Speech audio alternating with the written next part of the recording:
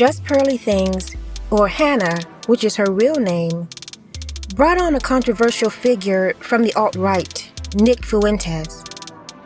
She did so because she's attempting to take her platform in a different direction. She's trying to enter into the political arena, and at this stage, Nick Fuentes was probably all she could get.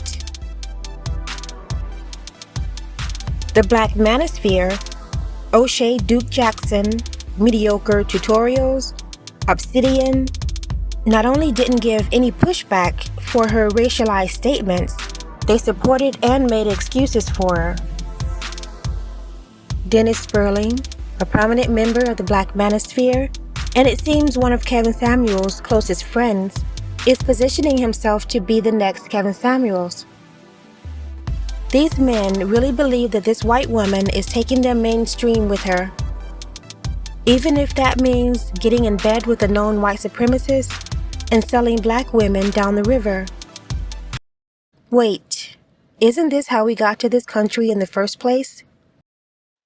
As I said, the Black Manosphere and the Manosphere specifically will get bigger with one caveat.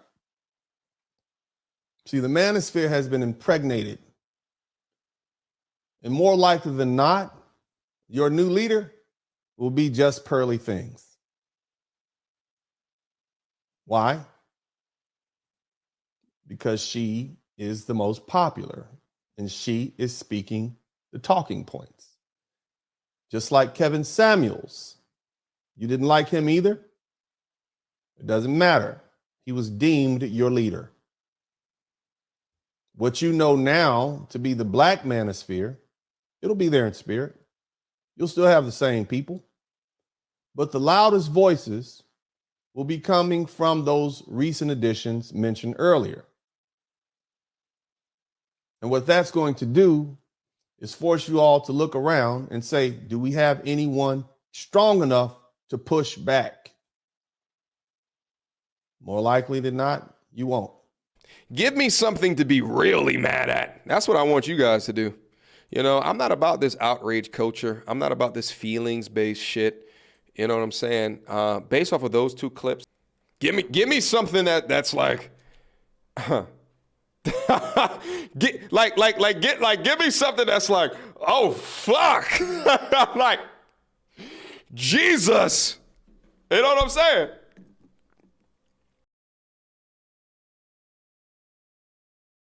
So 2020 was the year of Kevin Samuels. 2022 is the year of Just Pearly Things. And, you know, unlike some of the black women that are in the space, the Danica Maries, the Courtney Michelles, the Melanie Kings, there's speculation that Just Pearly Things doesn't get the same amount of hate that the other women who are in the space get based on the fact that she's white.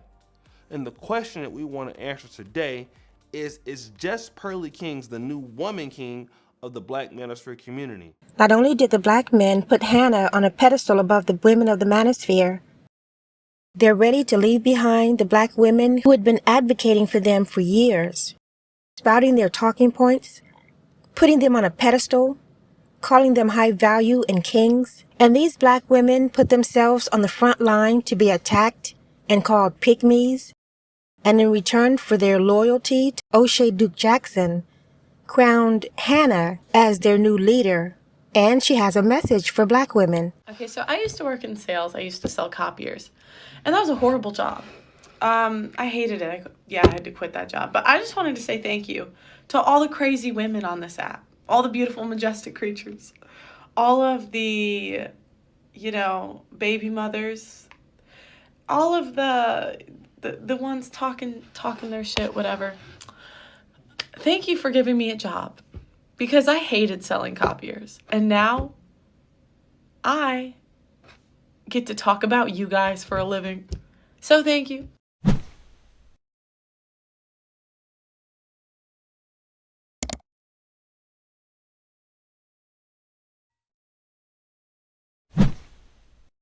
When O'Shea Duke Jackson, Anton Daniels, the Lapeef Network, Obsidian Ali, put Hannah high above all the other black women in the Manosphere, Do they know that she didn't even agree with or trust Kevin Samuels' message about relationships?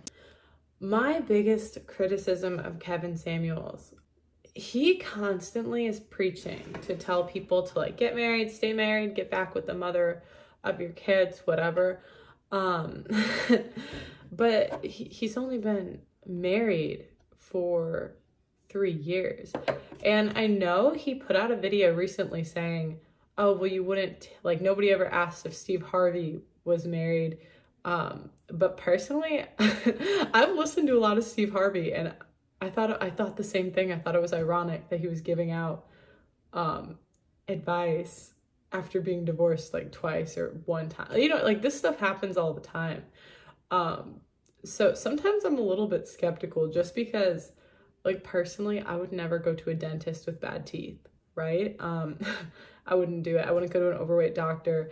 I think it's really important to go to people that are actually practicing what they preach rather than like telling you what they, telling you what to do. Because what I've found is there's so many people that just want to tell you what to do, and they don't actually want to give you the advice that's helped them.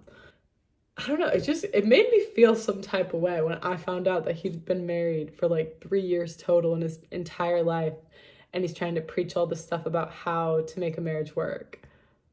Like that's kind of weird to me.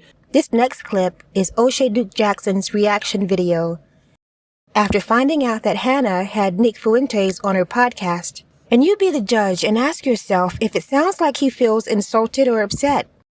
Or does it sound like he's just explaining her next business move? He's actually praising her work ethic and her professionalism. And he says that Hannah became a huge success because she's organized. She knows the business due to her collabs and hard work. But where's the outrage? He's using a very soft tone and explaining that it's just business.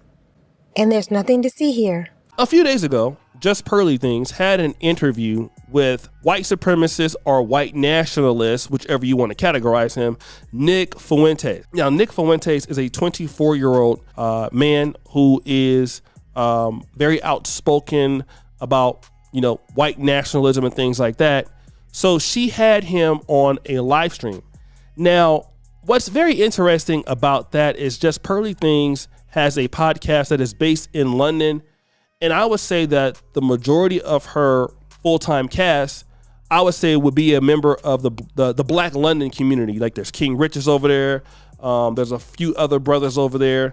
And they've built that channel into a really good powerhouse. She's really organized and things like that, which would make me wonder why she's interviewing Nick Fuentes. Now, typically she talks about things like modern women.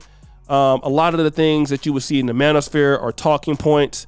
And a lot of people have accused her of, stealing from Kevin Samuels or stealing from the Manosphere and then monetizing it. But this interview with Nick Fuentes proves to me that she's trying to take her business into a different reality. Probably because she feels like at some point there's going to be a dead end for the modern women thing. And I noticed when she's live, she doesn't get nearly as many viewers as Fresh and Fit. So I think she's trying to make the same pivot that Adam 22 is trying to make, and even like Joe Budden. They're trying to bring on like controversial people. You see Adam 22 bringing on people like Tariq Nasheed. He wants to have Tariq Nasheed debate people on his platform and all of that. And again, that's to get into a larger audience, right? And that's not just them doing it. It's a lot of people. Valuetainment is doing that same playbook. So all of them are trying to get into a different market. He did, however, throw the black women under the bus because he says they don't understand the business. They don't work as hard as Pearl, and they're not as committed. And he says maybe they should set up a podcast and invest more. The other sisters, obviously, they are, good creators. Courtney Michelle, I talked to her. Danica Marie, I've collaborated with her. And the other sister he was mentioning, Melanie King and Crimson Cure. Just Pearly Things has more investment into the industry. She has a studio set up that costs a lot of money, a lot of mics.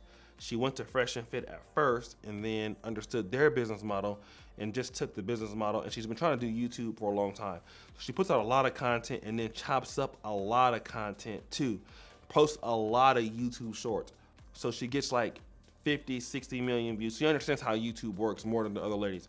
So that does play a big difference into how she does it, because the work ethic and the churn rate and the professionalism, and she's a great business person. You can tell by the thing, she does a lot of collaborations in person. She's a hard worker. So that seems to be, she has more commitment to the industry and to the business of YouTube than the others do. That does play a role. The question would be, why is a white woman paying black men to get in a black space? That's the real question, because she was over there with the white folks in the Studio 21s, but they didn't allow her, or she didn't seem fitting to give them money to help with her people. But somehow the white woman wanted to interject and get into a black space and page off to get over here. And for me, I would ask, why is it that you're paying the black men that are not as big as those the regular Manosphere? Now the black women of the Manosphere are upset with Pearl, when they should be upset with O'Shea and the other Manosphere men. Felt like if some of the sisters understood the business more to the level of Just Pearly Things and could set up a podcast like that, because I see other black creators doing very well, I think they would do better if they understood the business and had more investment in the business. But overall, I think what the brother was saying is very true to many cases, and that's no disrespect to Just Pearly Things at all as an individual. It could have been anybody that was Caucasian. Little do they know that Hannah is going in another direction, but she'll continue to use them as long as she needs to. Hannah is trying to get into the political arena, and she hired Ben Shapiro's manager of the Daily Wire to help her get there. Do they actually believe that this lily white woman is coming with a pack of dusty black men over to the Daily Wire with their talking points about black women's hair weave and eyelashes? In the past year, Pearl Davis, has entered the same sphere, teaming up with manager Jacoby DeVito, a former colleague of Shapiro at the Daily Wire. So you're changing now. You done used the Negroes up. You ran the bag up, and now you are changing. You have a manager, and your manager is from the Daily Wire, Ben Shapiro's old manager. Well, who is Kobe DeVito? Well, he's a social media consultant, talent manager, former director of the Daily Wire. So your drift is moving.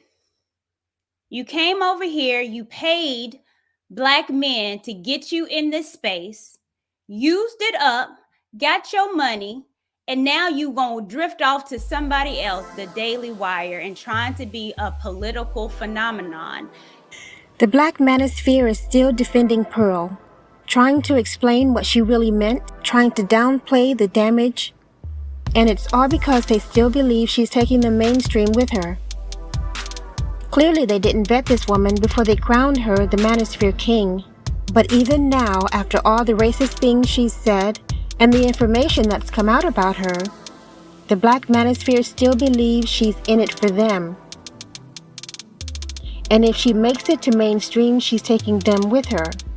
That's why they're still protecting and defending her. First, Hannah is not going to make it to mainstream because she's as dumb as a bag of rocks. Her mistake is that she actually believes the gaslighting by these black men, that she's special, but being white only qualifies her with black men, and in their mind, being white makes her smart.